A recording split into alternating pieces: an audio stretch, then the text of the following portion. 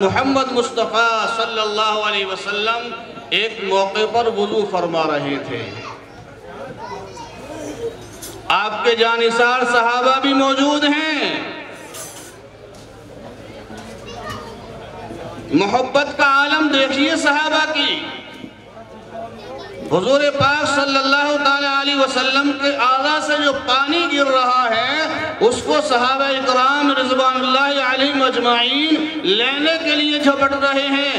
جس کو جو پانی مل جاتا ہے، جو قطرات مل جاتے ہیں، اس کو لے کر کے اپنے اعضاء پر ملنا شروع کر دیتے ہیں۔ کوئی چہرے پر مل رہا ہے، کوئی ہاتھوں پر مل رہا ہے، کوئی اپنے جسم کے کسی حصے پر مل رہا ہے۔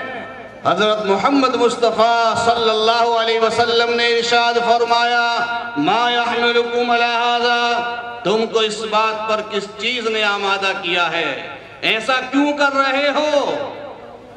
تو صحابہ نے عرض کیا، یا رسول اللہ صلی اللہ علیہ وسلم، یہ ہم آپ کی محبت میں کر رہے ہیں، اللہ اس کے رسول کی محبت کی وجہ سے کر رہے ہیں۔ تو اس موقع پر نبی کریم صلی اللہ علیہ وسلم نے یہ الفاظ ارشاد فرمائے تھے جو حدیث میں نے پڑھی ہے۔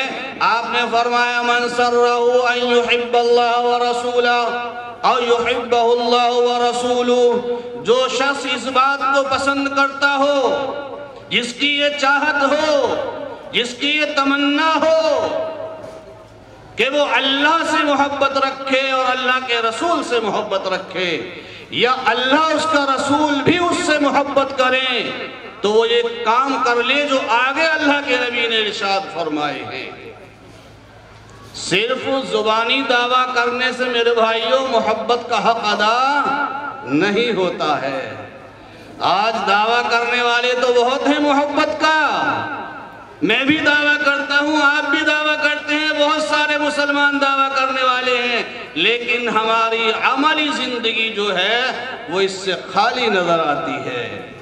اصل محبت یہی ہے کہ نبی کریم صلی اللہ علیہ وسلم نے جو ارشادات فرمائے ہیں، جو ہدایات دی ہیں، جو آپ دین کا طریقہ لے کر کے آئے ہیں اور جو پیغام لے کر کے آئے ہیں، ہم اپنی زندگی اس کے مطابق بنا لیں۔ پہلی چیز، پہلا کام آپ نے کیا ارشاد فرمایا؟ فَلْيَصْدُقْ حَدِيثَهُ إِذَا حَدَّثَ، پہلی بات آپ نے یہ ارشاد فرمائی کہ جب بات کیا کرو تو سچ بولا کرو۔ کسی سے بھی گفتگو کرنے کا موقع ہو، دین کی بات ہو، دنیا کی بات ہو، اپنے میں ہو، پرائے میں ہو، گھر میں ہو، کہیں پر بھی ہو، سچ بولا کرو۔ آج ہمارے معاشرے کے اندر جھوٹ کی وبا عام ہو چکی ہے، اور جھوٹ کی قباحت، اس کی برائی ہمارے ذہنوں سے بھی نکل چکی ہے۔ ہم جھوٹ کو گناہ نہیں سمجھتے اور یہ نہیں سوچتے کہ یہ بھی اللہ کی نافرمانی ہے۔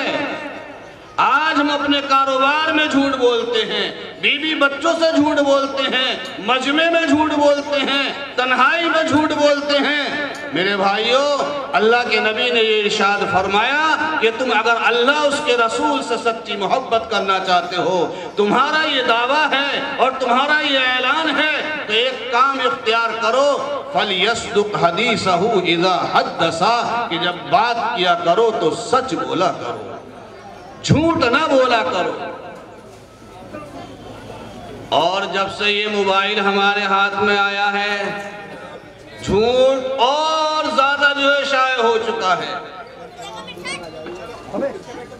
کبھی ایسا ہوتا ہے کہ ہمارے گھر میں ملاقات کے لیے کوئی شخص آیا اور ہم گھر کے اندر موجود ہیں، ہم نے گھر میں سے اپنے بچے سے یہ کہلوا دیا کہ بھائی جا کر کے کہہ دو ابو گھر کے اندر موجود نہیں ہے، تو ہمارا وہ بچہ جا کر کے آنے والے آدمی سے جھوٹ بول دیتا ہے۔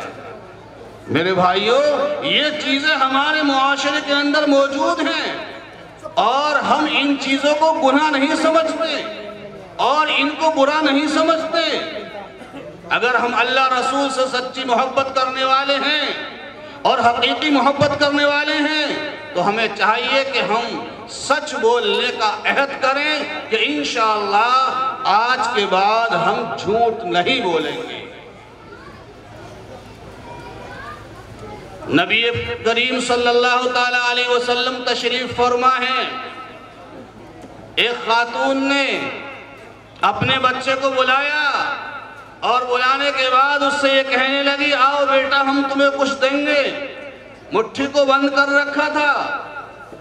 وہ بچہ آ گیا اپنی ماں کے پاس، نبی اکرم صلی اللہ تعالیٰ علیہ وسلم نے معلوم کیا اس خاتون سے، بتلاؤ تمہیں اس بچے کو کچھ دینے کا ارادہ تھا یا نہیں تھا؟ تو ان خاتون نے کہا کہ یا رسول اللہ میں اس بچے کو کھجور دینا چاہتی تھی اور میرا ارادہ کھجور دینے کا تھا۔ اللہ کے نبی نے فرمایا کہ اگر تمہارا ارادہ کھجور دینے کا نہ ہوتا تو تمہارے نامہ اعمال میں ایک جھوٹ لکھا جاتا۔ تو یہ جو ہماری رہن سہن کی زندگی ہے اور ہم یہ چیزیں دیکھتے ہیں، ان تمام باتوں میں ہم جھوٹ بول دیتے ہیں، ہمیں اس کی پرواہ بھی نہیں ہوتی ہے۔ میرے بھائیوں، جھوٹ کی بڑی سخت سزا ہے اور جھوٹ کے اندر ایک بدبو ہوتی ہے، اس سے جو رحمت کے فرشتے ہیں وہ دور ہو جاتے ہیں، روزی کی جو برکت ہوتی ہے وہ ختم ہو جاتی ہے۔ اس لیے ہمیں چاہیے کہ ہم اپنے معاملات کے اندر، اپنی تجارت ہو یا کاروبار ہو، لین دین کا معاملہ ہو، کسی طرح کی گفتگو ہو، جھوٹ نہ بولیں، سچ بولا کریں۔ الصدق ینجی والکذب یہلک، سچائی انسان کو نجات دلاتی ہے اور جھوٹ انسان کو ہلاک کر دیتا ہے۔ جو آیت شریفہ میں نے آپ حضرات کے سامنے تلاوت کی ہے، اس آیت شریفہ میں اللہ تعالیٰ نے ایمان والوں کو خطاب فرمایا، یا ایھا الذین آمنوا اتقوا اللہ وقولوا قولا سدیدا۔ ایمان والو اللہ سے ڈرا، وقولوا قولا سدیدا، اور سچی بات کہو، درست بات کہو، تمہاری گفتگو اچھی ہونی چاہیے، لہجہ بھی تمہارا نرم ہونا چاہیے، تمہاری باتوں کے اندر جھوٹ نہیں ہونا چاہیے، اور جب تم جھوٹ سے بچو گے، تقوی والی زندگی اختیار کرو گے، ایمان کے تقاضے کے مطابق عمل کرو گے، اللہ تبارک و تعالی فرماتا ہے یصلح لکم اعمالکم، اللہ تعالیٰ تمہارے اعمال کی اصلاح فرما دے گا۔ آج ہم دیکھتے ہیں کہ بھئی ہمارے ساتھ حالات ہیں، ہمارے ساتھ اس طرح کے حالات بن رہے ہیں، آج ہمیں ذلیل کیا جا رہا ہے، رسوا کیا جا رہا ہے، لیکن کبھی ہم یہ نہیں سوچتے کہ ہماری عملی زندگی کیسی ہے۔